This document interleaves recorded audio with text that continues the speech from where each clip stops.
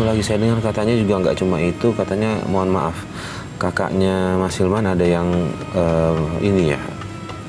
mengalami kebutuhan khusus ya, berkebutuhan khusus ya, nggak bisa ingat gitu, maksudnya nggak? Iya, depresi. Depresi, kadang suka ngamuk. Kadang suka ngamuk. Iya. Jadi kayak orang nggak sadar diri Nggak begitu. sadar. Itu kapan dia mulai kayak begitu? Sejak kapan? Semenjak ayah meninggal. Oh, ayahnya udah meninggal? Oke. Semenjak saya kelas 2 SMP, itu ayah sakit sampai 2 tahun, lalu meninggal. Yang merawat siapa selama 2 tahun?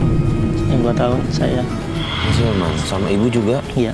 Iya, dirawat? Iya. Oke, Pak Ustadz, sungguh mulia nih Mas Hilman sama Mas ibunya Hilman, sudah begitu luar disakitin, biasa. tapi ketika bapaknya sakit, dirawat nih Pak Ustadz. Jadi Mas Hilman harus diyakini bahwa Allah sudah memilih Mas Hilman untuk memilih ujian ini. Ini sakit, ini sangat menderita. Tidak semua orang dipilih Allah untuk menjalani hidup sepahit dan sesusah ini. Jadi kalau Mas Hilman harus memandangnya dibalik, supaya Mas Hilman tetap ada rasa syukur, optimisme. Jangan sampai Mas Hilman pernah berpikiran bahwa hidup saya sengsara, hidup saya seperti ini, apakah Tuhan tidak sayang kepada saya? Jangan seperti itu Mas Hilman. Wujud kasih sayang Allah, wujud rahman rahimnya Allah itu bisa dalam berbagai bentuk, termasuk dalam bentuk ujian penderitaan hidup yang dialami oleh Mas Hilman. Ini adalah bagian dari ujian hidup Mas Hilman. Kalau Mas Hilman memahami bahwa penderitaan, kesulitan, dan berbagai macam kepahitan hidup ini sebagai ujian dari Allah, maka Mas Hilman insya Allah akan menerima ini dengan lapang dada. Gitu. Walanabluwannakum bisyai'in minal khaufi wal ju'i wa naqsim minal amwal was samar. Setiap orang akan diuji oleh Allah. Ujian itu ada yang berupa penderitaan dan kepahitan hidup. Tapi yakin Mas Hilman bahwa Allah menguji hambanya itu sudah diukur. La yukallifullahu nafsan illa wus'aha laha ma kasabat wa 'alaiha ma iktasabat. Allah tahu Mas Hilman akan sanggup menerima ujian ini, maka ini diberikan kepada Mas Hilman. Ya. Jadi luar biasa, sudah mengabdi kepada orang tua, merawat ibu, merawat bapak yang sudah menyakiti Mas Hilman. Ya, ini insya Allah jadi amal soleh Mas Hilman. Ini insya Allah jadi jalan penerang bagi Mas Hilman dunia dan akhirat. Mas Hilman ikhlas ya? Iya. Pak Ustadz, apa yang harus dilakukan Mas Hilman ini sendiri Pak Ustadz? Dia tahu ayahnya, mohon maaf, mungkin banyak menyakiti keluarga, artinya mungkin tabungan dosanya banyak nih Pak Ustadz. Ketika meninggalkan kita seorang anak tetap harus mendoakan orang tua ya Pak Ustadz ya. Apa yang harus dilakukan sama Mas Hilman ya Pak Ustadz? Mas Hilman untuk bisa menyelamatkan ayah. Tetap harus berbakti pada orang tua. Ya, saya tahu mungkin Mas Hilman punya dendam. Mas Hilman punya perasaan sakit hati kepada ayah yang sudah menyia-nyiakan itu. Tapi ingat Mas Hilman, tugas anak bagaimanapun harus tetap berbakti dan berbuat baik pada orang tua. Kalau Mas Hilman dendam kepada orang tua, nggak ada satupun manfaat yang bisa beroleh Mas Hilman. Sudah sakit hati, sudah menderita, nggak dapat apa-apa dunia akhirat. Kan gitu Mas Farid ya. Tapi kalau Mas Hilman ikhlas, tetap mendoakan orang tua, insya Allah nanti akhiratnya Mas Hilman dapat. Karena orang tua itu yang diharap-harapkan sudah meninggal itu cuma 3 hal Mas Hilman. Idza mata ibnu Adam in qata'a amaluhu illa min salasin. Ketika anak Adam meninggal, seluruh amal perbuatannya terputus. Yang dulunya bisa sholat jadi nggak sholat, yang dulunya bisa zakat jadi nggak zakat, terputus semuanya. Kecuali 3 hal.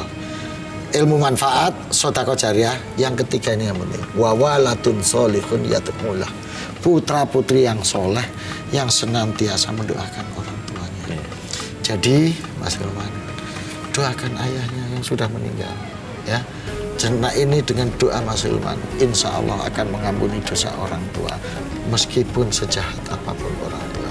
Yang kedua, ini menjadi wujud amal soleh, amal baik Mas Hilman kepada orang tua. Gitu Mas Hilman ya. Baik, Mas Hilman, tadi ceritain soal kakaknya katanya sakit ya. Itu penyebab sakitnya apa ya? Boleh tahu nggak? Selain tadi depresi ada yang lain nggak? Awalnya ingin balas dendam, Balas dendam kepada? ya balas dendam sama yang gituin almarhum ayah. Oh, maksudnya almarhum ayah tuh meninggal gara-gara apa? Digituin ilmu santet gitu sama komandannya dulu. Oh ya? Terus dia belajar ilmu hitam itu buat membalas dendam. Iya, Terus dia sampai sakit karena apa? Nggak kuat. nggak kuat tanpa guru dia belajar. Tanpa guru dia pakai apa belajarnya? Dengan Ya, apa? lihat dari buku-buku itu dibaca, terus kemudian kumat, jadi ngamuk, ronta-ronta. Pak Ustadz, bisa Pak Ustadz ketika kita nggak kuat belajar ilmu hitam bisa begitu dampaknya memang? Bisa, Mas. Makanya itu disarankan kalau orang belajar apapun itu harus ada gurunya. Kalau dalam ilmu tasawuf kan dibilang barang siapa yang belajar ilmu tanpa guru maka gurunya adalah setan.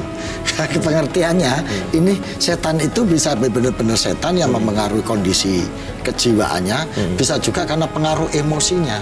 Itu emosinya nggak berpilihan, nggak ada yang ngarahkan.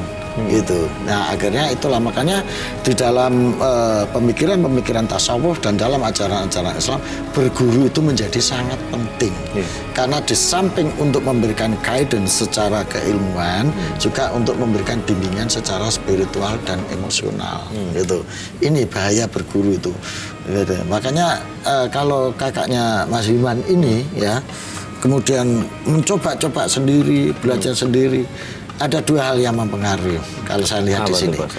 Hal pertama kondisi psikologisnya, karena dia lagi keluarga kayak begitu, ngadepi orang tua, ada unsur dorongan emosi yang berlebihan. Dalam kondisi seperti ini biasanya orang belajar tidak baik. Perlu ditenangin dulu, ditata niatnya, ditata hatinya, gitu.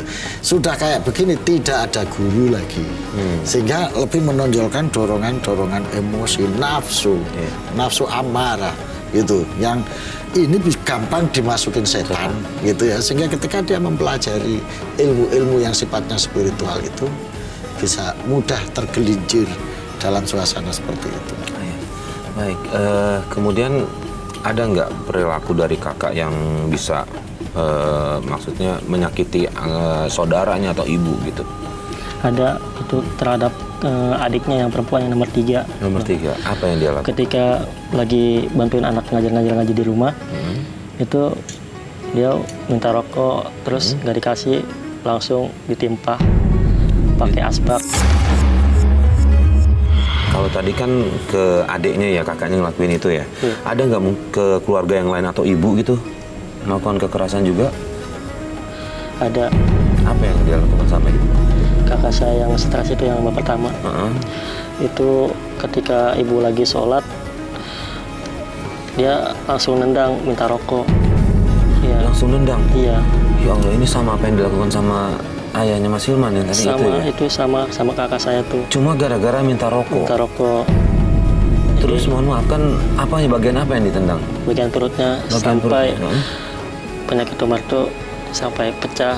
Kemudian dibawa lari ke rumah sakit untuk di ICU. Nah ketika mau di ICU keburu meninggal duluan.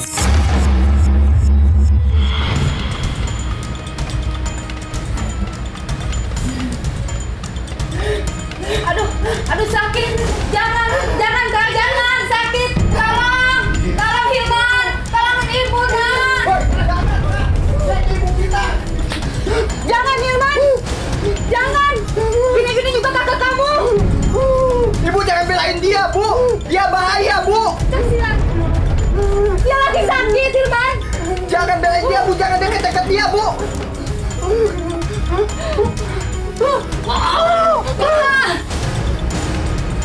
Aduh sakit. Ibu kenapa, Bu? Ibu sakit. Perut ibu Hilman Pasti sakit ini kena tumpul ibu deh. Aduh, ibu sakit. Astagfirullahaladzim, jangan. Bu, ayo kita ke rumah sakit, Bu. Ibu sakit, tahan ya, Ibu kuat ya. Aduh. Kuat. Hukum itu hanya berlaku, mukallaf itu adalah orang balik, orang sadar atau nggak dalam keadaan gila atau dalam keadaan yang sadar normal itu baru kena hukum. Kalau dia melakukan itu di bawah kendali kesadaran, ya itu berarti nggak kena hukum, Mas, gitu loh. Nah, tetapi yang, aduh, masya Allah, ini saya luar biasa ini tragis betul keluarganya Mas Hilman ini. Sudah ayah mengalami begitu sampai meninggal, ibu juga mengalami hal yang sama dengan sebab meninggal yang sangat tragis. Ini luar biasa. Tapi kalau Mas Farid tanya, bagaimana status hukum anak ini yang membunuh atau jangan membunuh, menyebabkan kematian ibunya, gitu ya, karena kelaku dia. Ya wallahu alam, Mas Farid, karena dia dalam keadaan yang tidak sadar, dalam keadaan yang jadab. Ya, meskipun dia berkawan gitu dengan syaitan, Pak Ustadz. Ya, itu kan sebab yang lain. Ya, bahwa perilaku dia menyebabkan kematian ibu itu tidak bisa dihukumi, karena ini hukumnya yang bisa dihukumi adalah kelakuan dia ketika melakukan ritual-ritual ilmu hitam. Nah, itu yang bisa dihukumi, sehingga ini menimbulkan kerusakan-kerusakan, mafsada yang lebih jauh.